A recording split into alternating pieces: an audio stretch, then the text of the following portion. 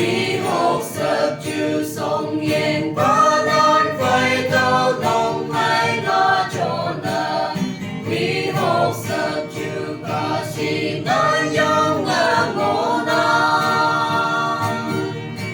vì hốt hồ yang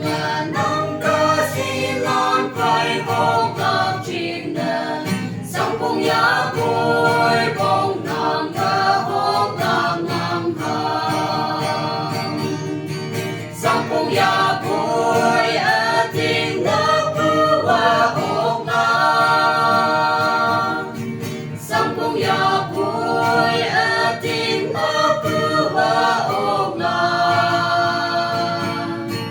hốt bưu nàng na hình ngô hoa thâu hốt cơ la quang tâm trình mà sông yên ba lan quay ô yang thương ngô na ca tông như mà ca sĩ lan kém ngô na